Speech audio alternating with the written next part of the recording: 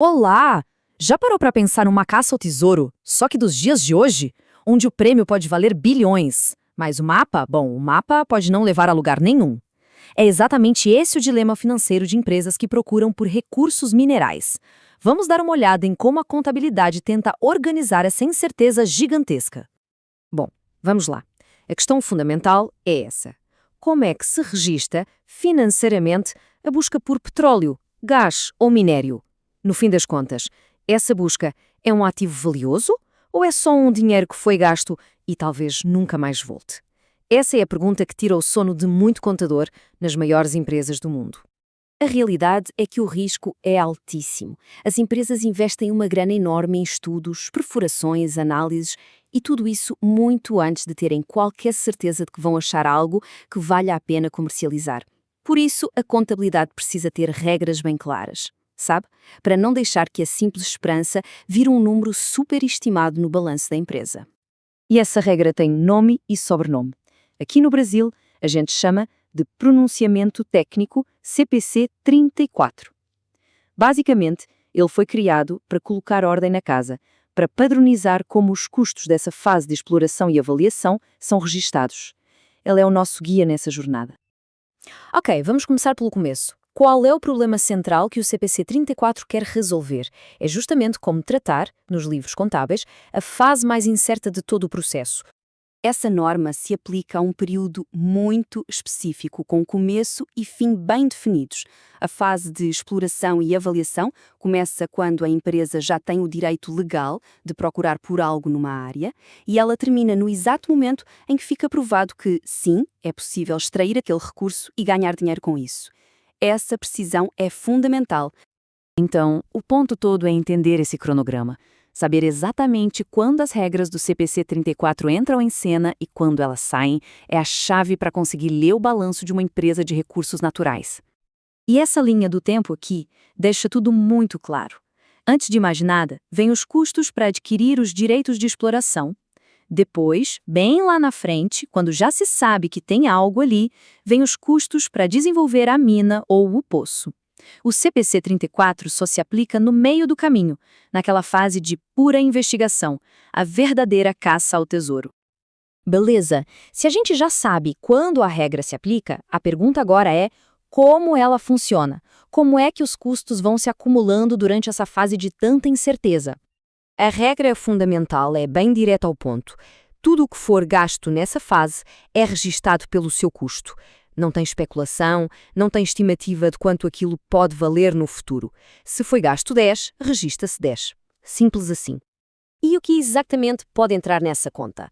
Bom, a norma é bem específica. Inclui desde a grana para comprar o direito de explorar a área, passa por todos os estudos geológicos, até à perfuração de um poço para ver o que tem lá embaixo. Cada um desses gastos vai sendo somado para formar o valor do tal ativo de exploração. E aqui tem um detalhe importante. A norma também separa as coisas. O direito de explorar uma área, por exemplo, é um ativo intangível. Agora, os equipamentos, os caminhões, as plataformas de perfuração, isso é um ativo tangível. Os dois fazem parte do custo do projeto, mas são classificados em caixinhas diferentes no balanço. Mas a gente sabe, né? Nem toda caça ao tesouro termina bem. A contabilidade precisa ser realista.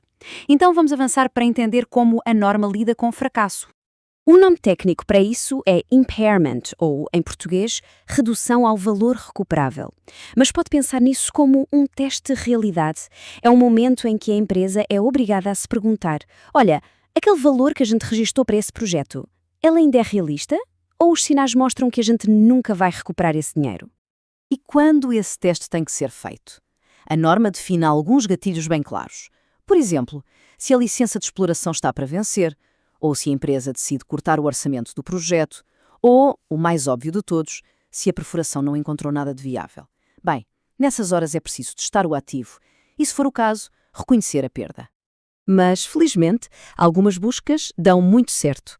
Agora vamos ver o que acontece quando o X no mapa realmente marca o local de um tesouro. Esse é o grande ponto de virada. A partir do momento em que a empresa consegue provar, com dados técnicos e análises comerciais, que encontrou o recurso que dá para extrair e que vai ser lucrativo, aquele ativo deixa de ser uma aposta de exploração.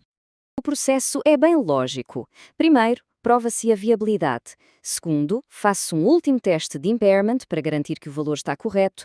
E terceiro, o ativo é reclassificado.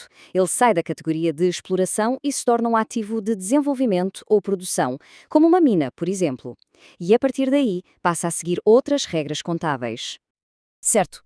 Depois de toda essa parte mais técnica, por que isso tudo realmente importa para quem está lendo um relatório financeiro? A palavra-chave aqui é transparência. O CPC 34 obriga as empresas a mostrarem com clareza como tratam esses gastos.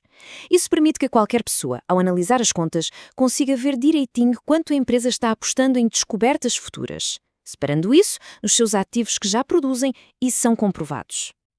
Se a gente tivesse que resumir tudo numa única frase, seria essa.